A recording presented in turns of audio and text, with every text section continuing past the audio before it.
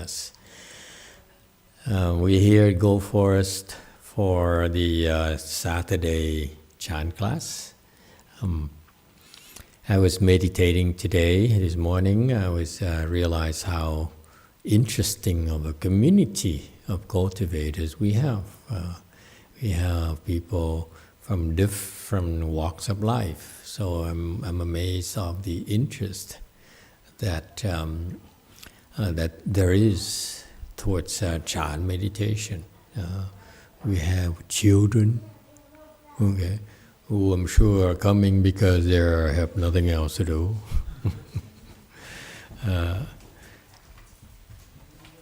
And we have different age groups, in particular also senior citizens. What happened to Yunga? Anyone knows? Is she okay? I don't see her. Huh? She's traveling. Oh, she's traveling. Oh, wow, that's nice. Where is she going? Australia or something. Where?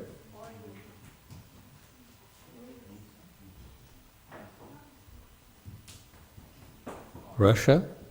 She visited her son in Oregon. The son is in Louisiana. Yeah, she traveled with her son. Okay. So anyway, so we have people different age groups. Even we have G.I. Joe, who is now walking about nowadays. Look at him. Hey, hi, G.I. Joe.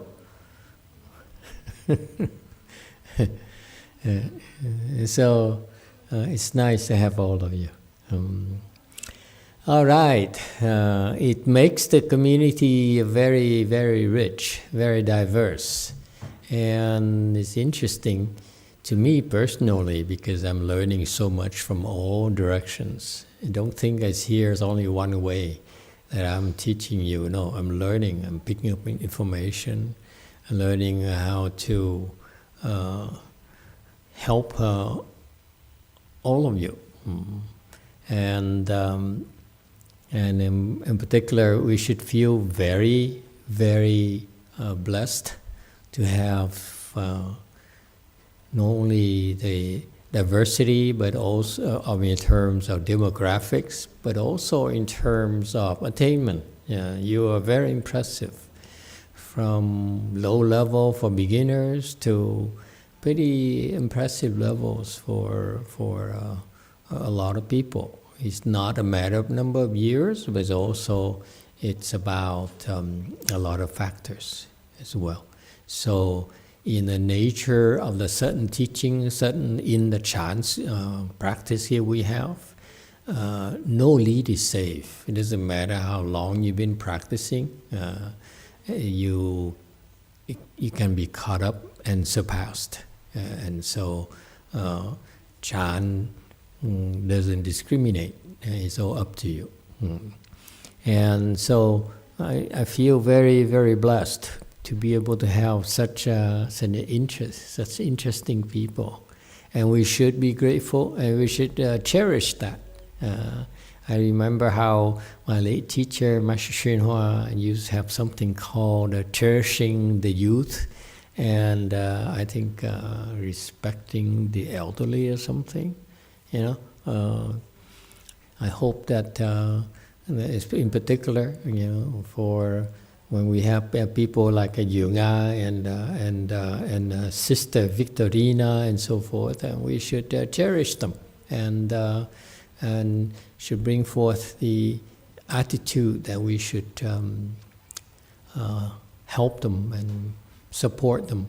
Sometimes their moving around is not that convenient, so maybe we could talk to them, pay attention, maybe go pick them up and bring it to the temple and so forth. All right. Thank you. Any questions and comments? If not, then let's continue discussing the Song of Enlightenment. Yes, sir. 5.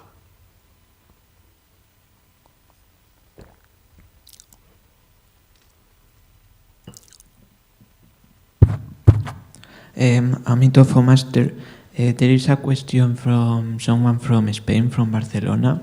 Okay. He's adventure travel, but I think his name is Eric. And he says, "Hello, Venerable Master.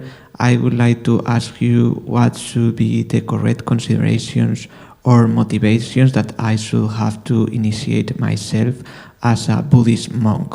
Thank you very much."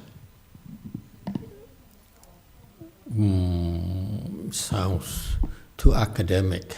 What does he want to know? What should he consider or think about before becoming a Buddhist monk? Oh, he's thinking of becoming a monk. Don't do that. That's the only consideration. How are you going to become a monk in Europe? Where? But then he changed. Okay, I can. You have to give me more background information. Yeah, For example, so if he's like in Europe or he's in the Sudan, is there different considerations? No, he lives in Spain. he lives in Barcelona. Barcelona. He has been joining some classes with Venerable Xienan. Oh, really? Yeah. Then in another message, because he posts the same question in several platforms, he say, "Currently I feel I live in two worlds. In one I have to get up and daily struggle in the outside, and in the other I feel free without space or time limits inside myself." Very good. You see, when you live in the world, there's a lot more freedom. When you join us, it's no freedom anymore. It's so many rules. So yes, he's right. Two different worlds. Look at our monks and nuns. They don't look happy, do they? And how old is he? I think maybe around Yes. 40 or something 40? like that. Yeah. Okay. 35. Okay. And so much wisdom already? Wow. Impressive. So what's your impression of him? Can he make it, or is he nuts or what? I prefer if Venerable Xienan answers. I cannot say anything. You have no opinion? Say something. You say, oh, he's nuts. Don't, I don't know. He seems a nice person, but I just saw him once. Okay. And does he have a job? Married? I don't know. You see, there's so many different considerations. We all have responsibilities. We all have commitments. And it's very important for us to follow through with our commitments. So, leaving home life is a very big decision. It's a lot of things to consider. So I don't know. I don't have enough details to really advise him at all.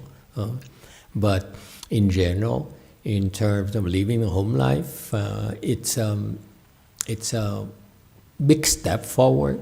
It's not for everyone. Okay, so that's why, I don't know how long he's been doing meditation, how long have he studied Buddhism. There's so many aspects there, but it's not something he wants to jump right in. I think he should also consider Catholicism, where they have much better churches. I love the churches. I love the choirs. I love the Vatican. Oh, so glamorous. Oh, the gold and marbles. Okay? And these ancient wood things they have, gargoyles outside. And wonderful pieces of art. It's so.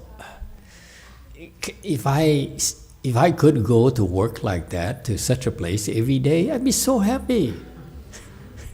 See, there's so many considerations. Leaving home life is a good thing, but it doesn't have to be Buddhism. It could be a lot of things. Yeah? And so he should talk to someone, and we need more information. But so in general, it's a good thing to do, but it's not for everyone. Okay, because it's a different kind of lifestyle. It's true that it has, by relinquishing a lot of worldly attachments, you have a lot more freedom, okay? But the real freedom comes from the liberation of your mind, okay? It's not physical things. In our world, for us monks and nuns, we decided to be Sanghan because we wanted to join an accelerated program that will help us develop wisdom a lot faster than otherwise. Okay, when you're a lay person,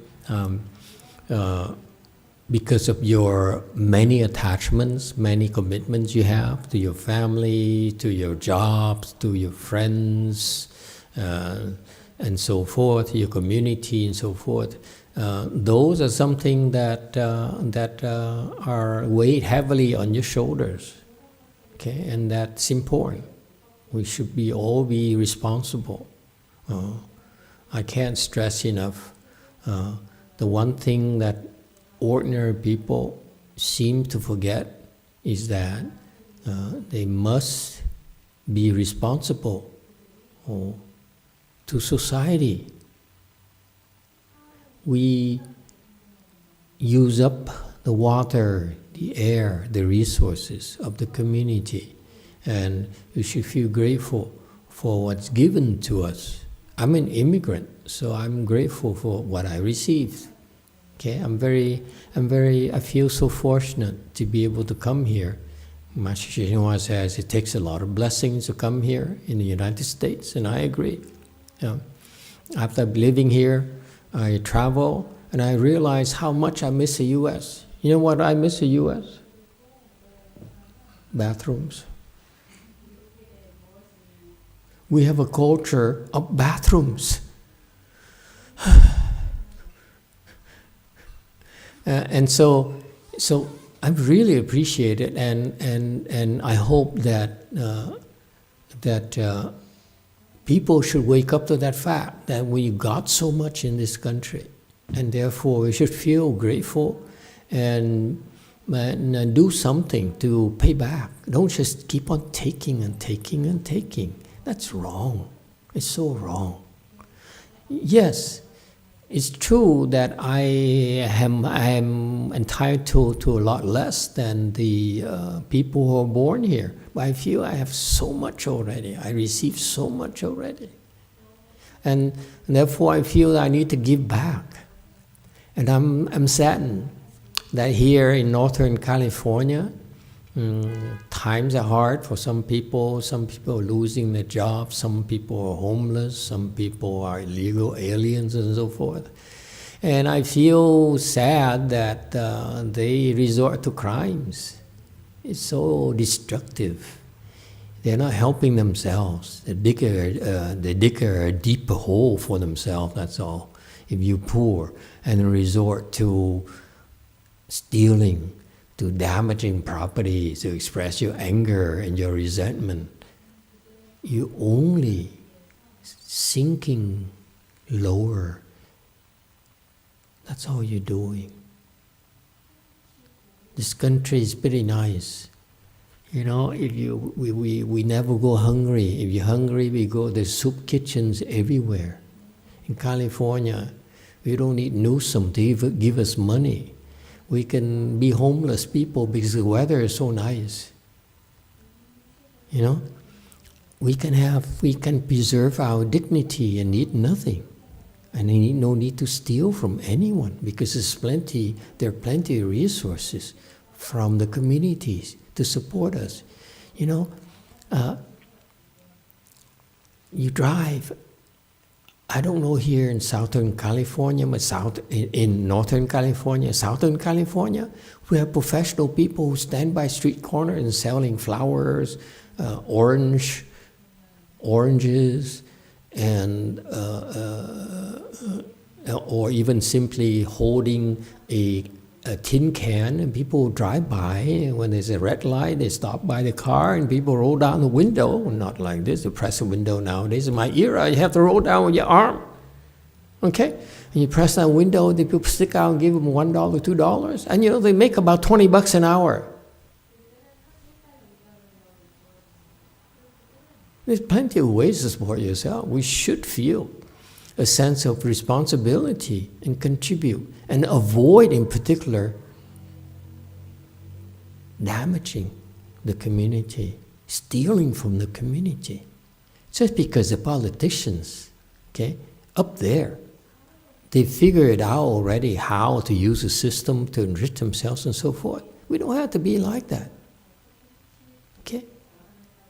There's a sense of decency, a sense of contributing and building something that will last for our children, for our nieces and nephews, and our grandchildren, our great-grandchildren. How about that? To express our gratitude instead of stealing, breaking in cars. You drive around here in California, in Northern California, watch out, they break into your cars anywhere you go. I'm warning you. Okay? So anyway, so there are plenty of ways for you lay people to pay back. You don't necessarily have to run away from life, run away from society to pay back. But for us, Sangha is different. Our lifestyle is about, I'd like to think of it as having a lofty life where we elevate our soul, where we commit to doing and contributing to the greater good of the community. Not just living, not just participating, but there's a sense of responsibility where the Buddha has a bigger vision of society, of the world, of the universe. He saw the connection, of how all this universe fits together. So he gave us that vision. So this is what I understand as a member of a Sangha, that we're supposed to try to how to best live in that universe. For lay people, is yes, you need to live well in your community, in your country. But for us, people mistakenly think that we run away from life. No, not at all. We run away so that we can still our mind and develop our wisdom so that we can see the big picture, so that we can do more, we can help more. And that's true happiness, let me assure you.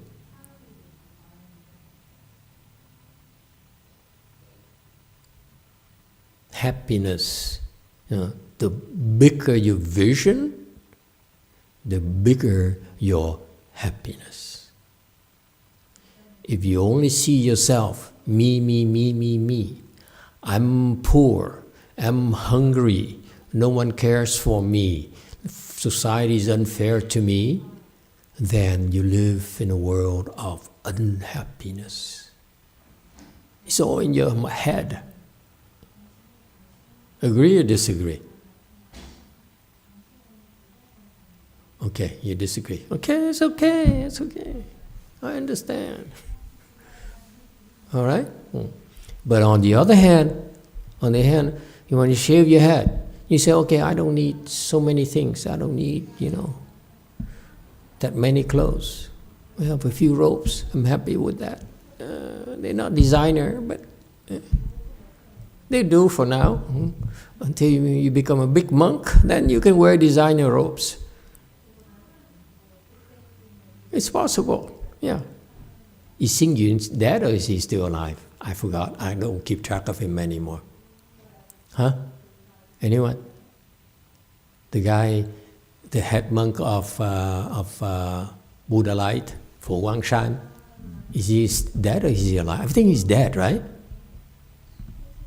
You know, I look at his robe, I say, wow, that's designer robes. You guys cannot tell the difference. I can. He's dead, right? Yeah. Last year, okay. God save his soul. Xing Yun, yeah, he's he's huge. He's like the biggest Buddhist organization, basically. They have hundreds of temples throughout the world. And they're so rich.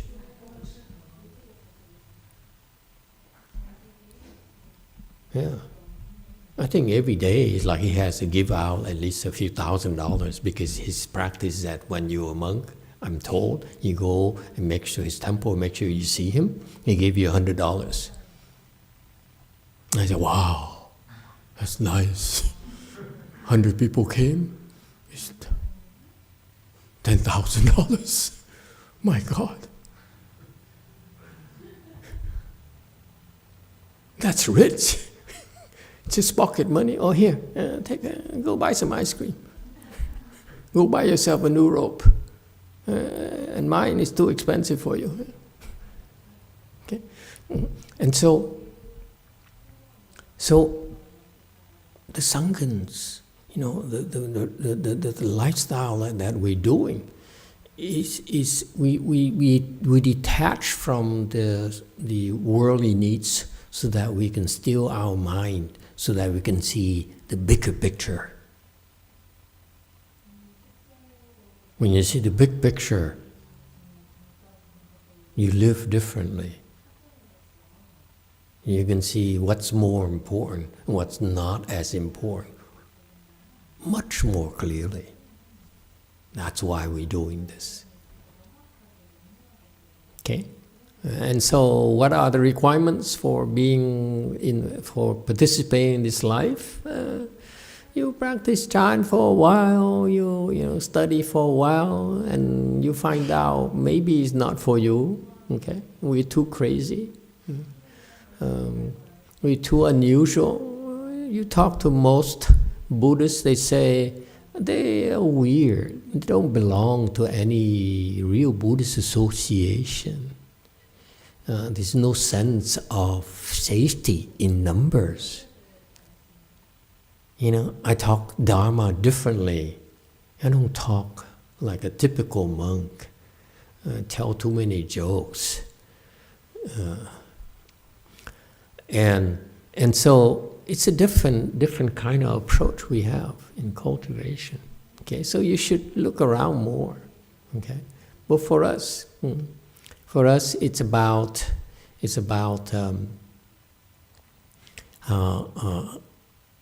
about training the next generation for us, because I see problems in the Buddhist world in the form of it going downhill, you know, downhill in that there's a, and again I apologize, I occasionally do that more often than I really want to, but someone has to say it, okay, even though it falls mostly on deaf ears, because no one takes it seriously, except for a handful of people, is that I see a rapid decline in religion in general, and Buddhism in particular, where it's no longer serving young people.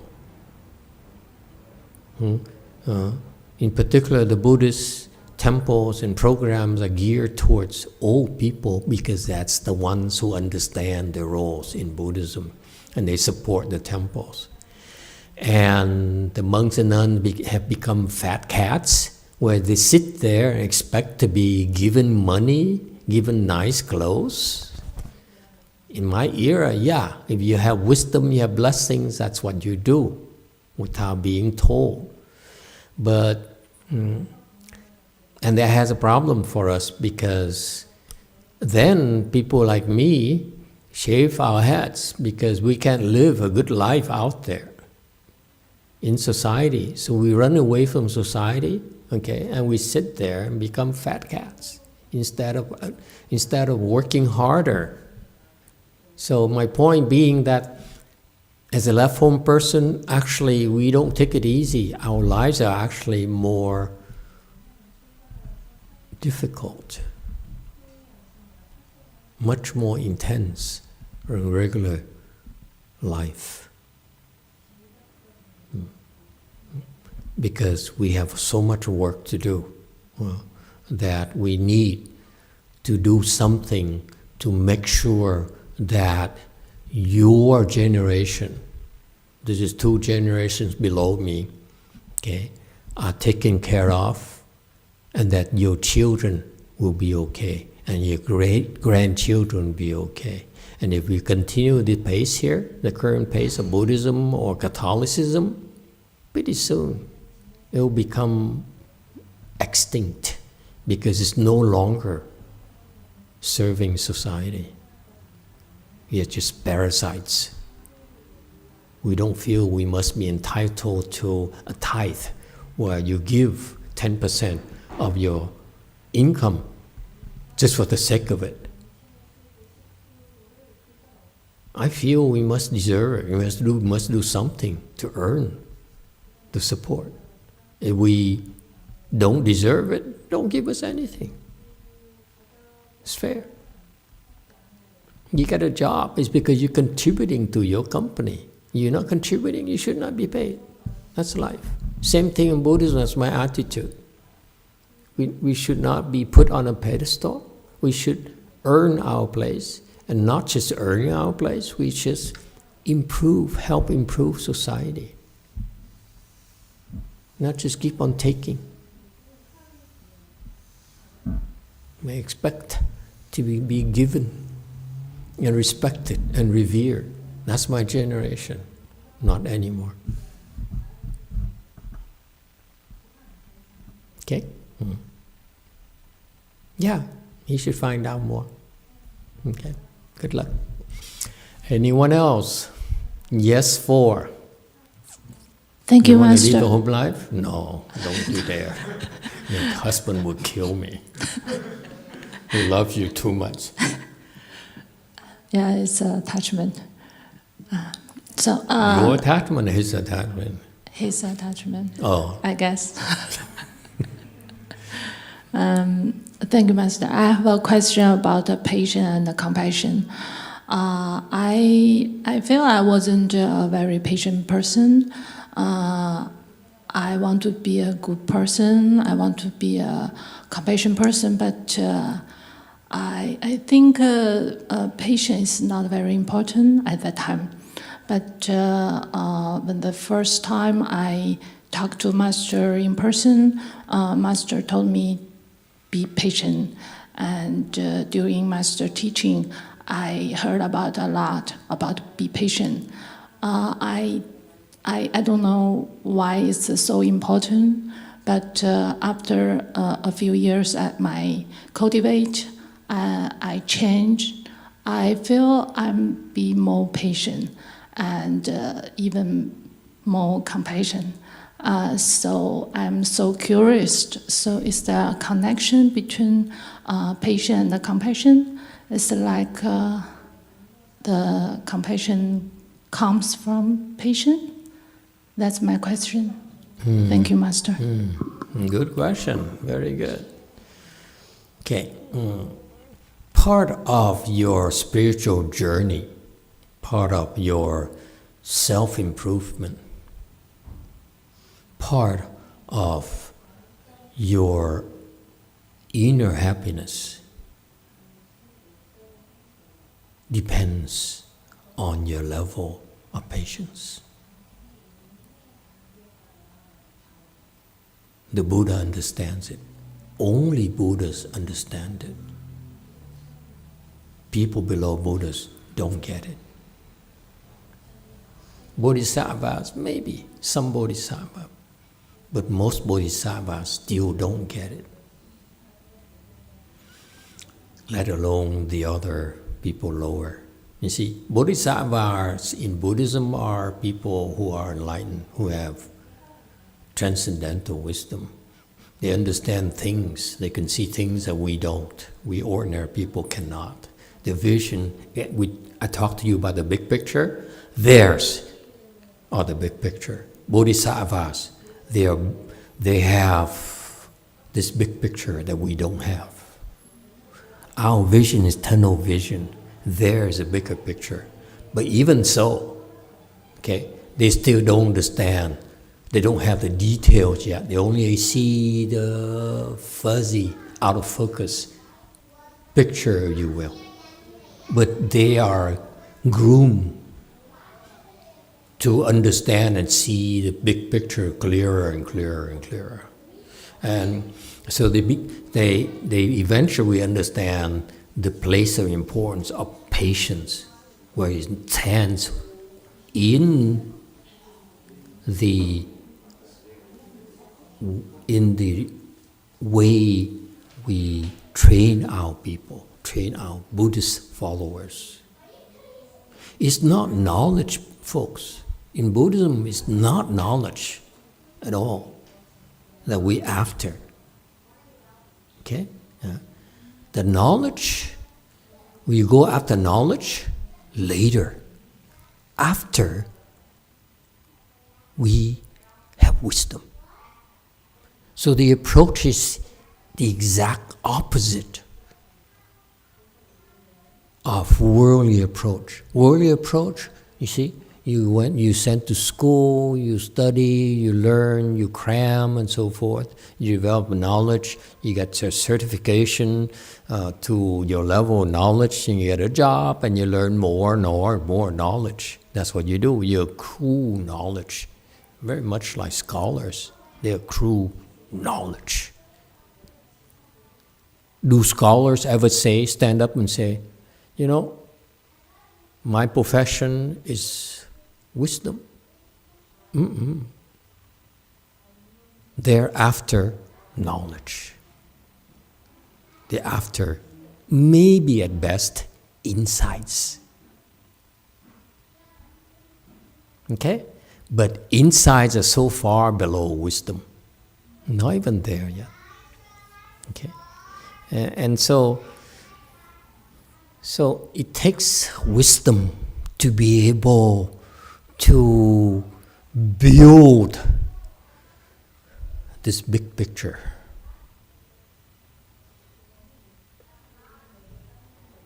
Because if you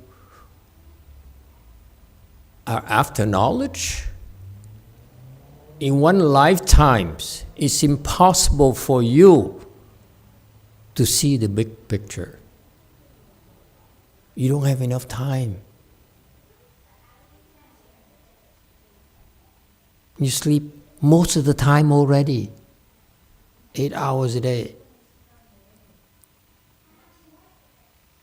So most of your life is wasted already. Okay? Yeah. And so in Buddhism,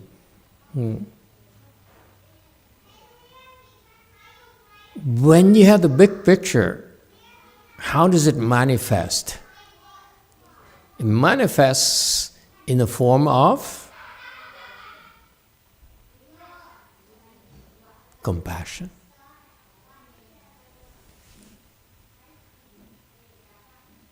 Not just compassion. The bigger your wisdom, the bigger the compassion. That's why in Buddhism there are two different kinds of compassions. Real compassion, that people seem to claim they understand, and then great compassion of the Bodhisattvas. The Bodhisattvas have great compassion because they saw this big picture. this maybe, albeit it's still blurry in most of them, but they saw this big picture. That's why they say, what ties, what connects all of us together is great compassion. It's not nationality. It's not wealth. It's not knowledge. Okay? It's great compassion.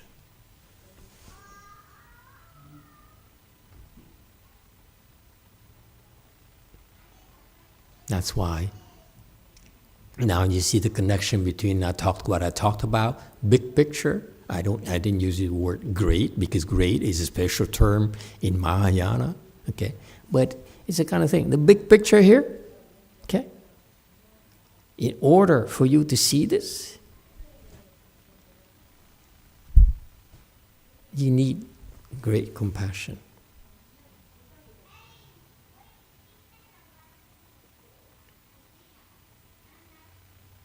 Okay? And that's wisdom. If you have wisdom, you have great compassion. You have little wisdom, it's called compassion. It's not great compassion. Okay? So in order to build compassion and great compassion, what do? Buddha saw it too. He says, I know the reason I'm able to have the big picture is because I have great compassion. I'm more compassionate than my boys and girls. The bodhisattvas, they have compassion, but they still not enough. The mahasattvas have more compassion, but still not enough. Only Buddhas has the most compassion that you cannot possibly imagine. Okay? And that's why he says, he got there, he says, I'm at the top mountain, how do I get up here? He looked back and said, okay, in order to get up here, I need to help my children, my followers, develop more patience. And it takes someone who has been there to guide us how to get up there.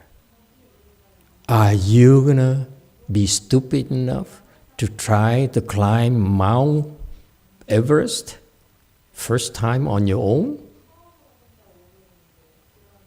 You gotta pre-49 days before you do that, because most likely you die. Right? It's very, very difficult to get up there to the top of the mountain. Buddha got there, he nearly lost his life. And he says, this is so difficult. Looking back at my history, I've been doing it lifetime after lifetime after lifetime. I fail and fail and fail. I died. I climbed Mount Everest. I died once. And I came back. I said, I'm going to conquer you. And second lifetime, I die again and so forth. He died so many times. And finally, every time he got a little bit higher, a little bit closer to the peak, to the top. Okay? That's what it takes.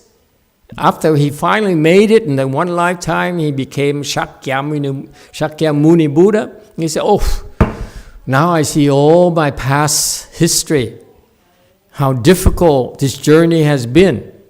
This is how I made it, by harnessing this patience in me. Okay, so you're right. Patience is part of the development, part of the training you receive. Okay, and if you understand that, then you see why that our people develop faster than let's say the typical Buddhist Hinayana practitioners, where they hide away from the world. Don't think we are running away from the world. No, we pretend to run away from the world when we are very, very close to the world. See, our temples are usually in big cities. only because I like 7-Eleven. Can't live without it.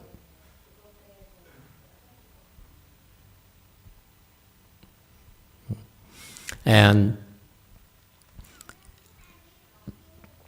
so a good number of Buddhist practitioners, they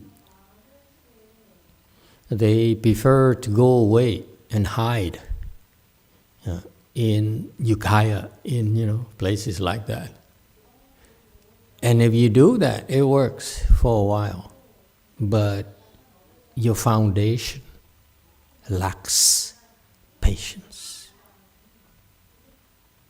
This patience is developed how?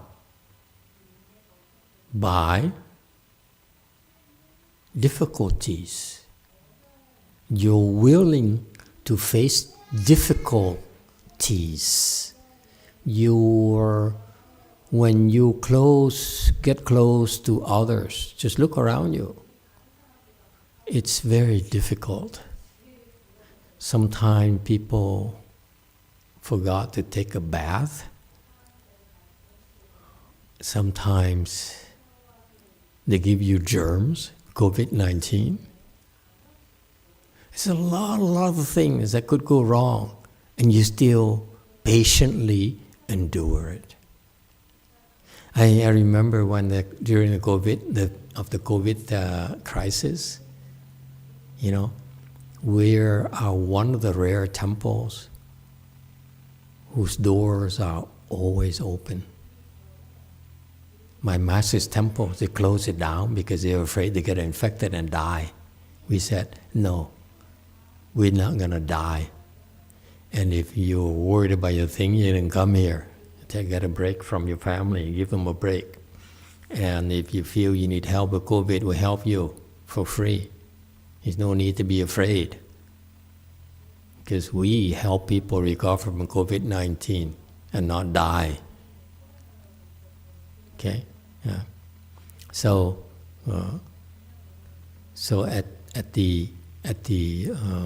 during the COVID-19, we open. And I admit illegally, because at the time in all our locations, we're not allowed to be open. But people keep on knocking on our doors and says, can I take a break? Can I come in? Can I just bow to the Buddha and leave? Huh? Can I sit for half an hour and leave? I wear my mask. I will not infect you. And by the way, I bought you a box of sanitizer for the hands and another box for a mask. And they brought it in, they realized we have a mountain of them already. You know that we have so many hand sanitizers that when there was a serious shortage, we are actually selling them. Give them away. Okay. So that's why I meant, you endure all sorts of things. Not in a stupid way, in a way that helps you build patience. Yes, YouTube. Yes, good morning, Master. We have a question from Din Tai. He asks, so the compassion of the Buddha is more complete than the Bodhisattva, Master? Yes. Bodhisattvas, often Bodhisattvas lose their tempers. I can't imagine it. Bodhisattva losing tempers. I lose my temper. But can you imagine someone who has wisdom losing her temper? Yes, they do lose their temper. And they run out of patience themselves and say, I've had enough. I'm running to the mountain. The heck with you. So the Bodhisattvas, they take a break. They live here. For example, some Bodhisattvas live here in San Jose, and they said, this is too much, these people. They're just too demanding, so unreasonable, so ungrateful. It's never enough for them. So they run away to Ukiah, and check into a hotel or something. Okay. How much does it cost nowadays in Ukiah? $70 a night? And so forth. Yes, I'm joking, of course. Bodhisattvas, they're run out of patience too. And that's why they are bodhisattvas. Bodhisattvas are not perfect, unlike the Chinese or the Asian would like you to believe that they're perfect. No, they're not. They're work in progress, just like us. They're working on another set of problems that's different from ours. But in order to get there, they were able to solve our problems already. So they're working on a bigger, much more difficult set of problems. That's why sometimes they lose their temper and lose their patience. Yes. 5. Master, if the bodhisattvas aren't perfect, at what stage is one perfect, where one wouldn't lose, patience and such? Yeah. See, this is my disappointment. Let me admit to you. I learned from a Chinese, and everything in the Chinese literature says, you're bodhisattva, you're so special, you're perfect. Okay? And oh boy, that is so misleading. It's a big disappointment. I met so many bodhisattvas among my Chinese teachers, disciples. I'm disappointed.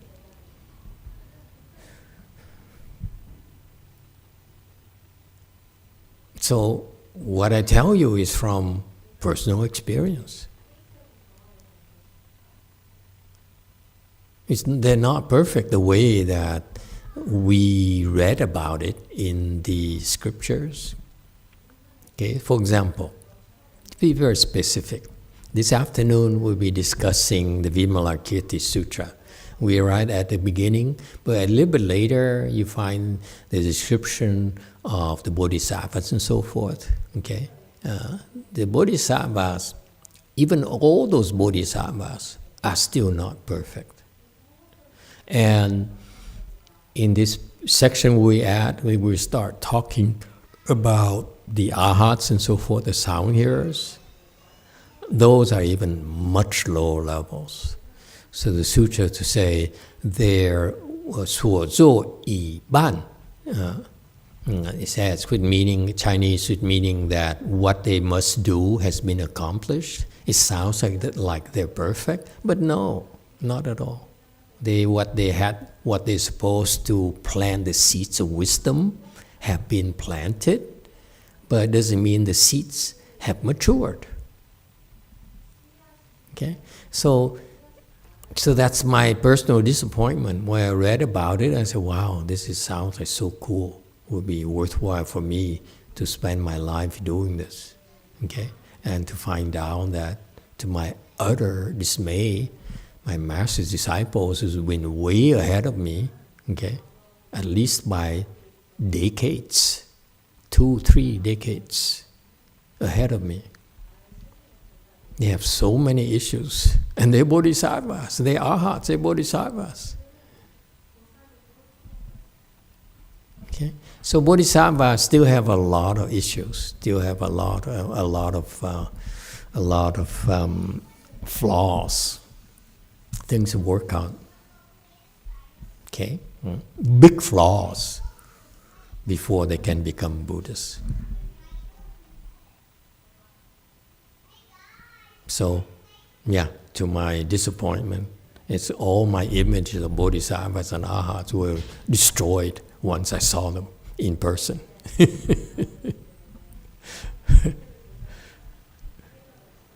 Okay, yeah. So that's my knock on the scriptures. I feel they're misleading. In a way, it's a good thing because I thought maybe by doing this I become perfect like them, and I found out that I won't ever be perfect. And it's too late to back out. Who would want me now? So I'm stuck. So I'm bitter about it. Yes, sir. 5. Amitofo Master, I have one question, but there is also a comment on the Spanish YouTube. Yes. Liz Patch, she says, only a conscious master has the ability to not be carried away by their ego and to have great compassion to continue helping because they understand that our consciousness is deeply asleep. Yeah, when I talk about how imperfect the bodhisattvas are and the arhats are, disciples of the Buddha are, it's, to me, that's from my personal perspective. It doesn't mean I'm disrespectful at all. I just want to tell you my personal experience. I read about those, and I was painting this picture of a perfect being, like a bodhisattva, like an arhat. And to find out when I met them in person, they are so ordinary, they're so incomplete, they're so unimpressive in some aspects. For example, a knock I have on my teachers is that his disciples have no class. It's a big knock for me personally. Why does that? What does class have to do with it? Huh? I'll give you an analogy. Here in the U.S., we all came here with this gung-ho attitude, I'm going to make it rich, I'm going to become successful, yeah? I'm going to become famous, I'm going to be able to rub elbows with Taylor. Yeah? Not just a Swiftie. I want to rub elbows with Taylor. Okay? Have my photo taken with her. Yeah? Not just a photo. But put my arms around her shoulder and say, hey, buddy. Okay? So that's what everyone strives for in our country. Yeah? He said, there's criteria for success. Okay? And you know, I pay attention to those because I used to work for very rich people. Okay? At various degrees of level of wealth and of success. Some own half of a big cosmopolitan city. That's how rich they are. No one even knows. Okay? The children look at me like, slaves. And so what's the difference about these people is that the ones who've been there longer, who have more wealth, they understand class. The people who newly arrived don't have class. That's the analogy. You're not that successful. You're not successful enough to have class. Your wisdom is not big enough to have class. My teacher, Master Shenhua, although he's uneducated, he has class because wisdom is almost perfected.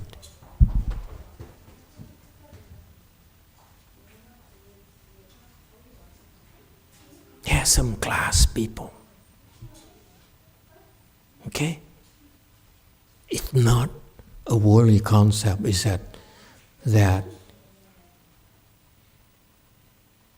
it also a measure of your level of great wisdom.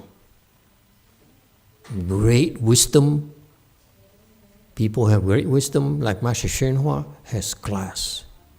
People in my generation don't have class because they don't have great wisdom, unfortunately.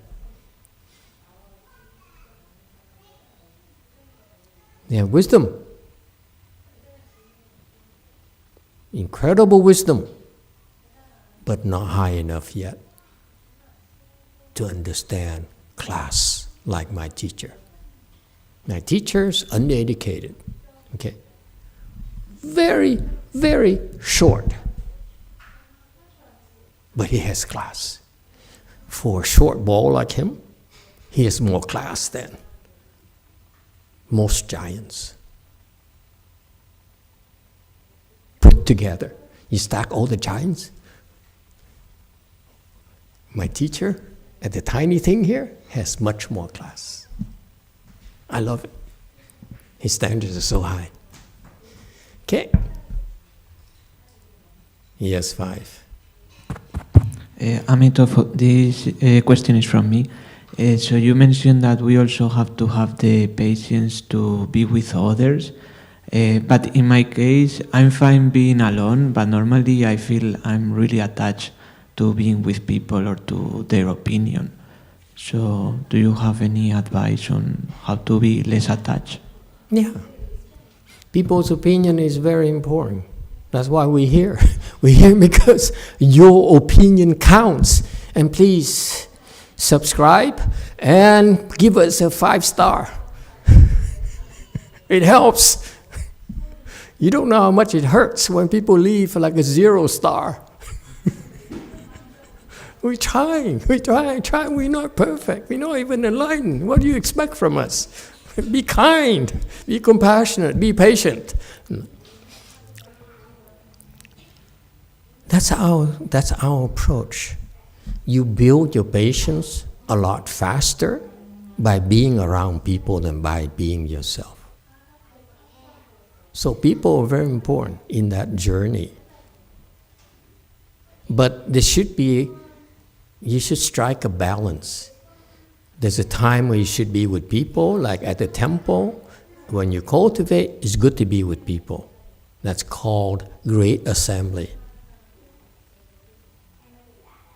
Participation or cultivation.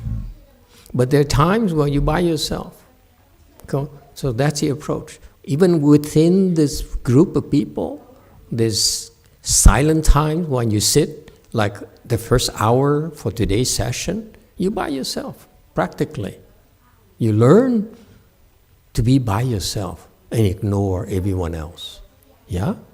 Now, after the 1 hour silent sit, we talk, we joke, we laugh. That's with others. So that's the balance. That's a middle way, if you will. Okay? And that's much more effective in developing your wisdom based on the Mahayana training methodology, especially Wei-Yang training methodology. Okay? Thank you, everyone. We stop here today. Thank you for coming.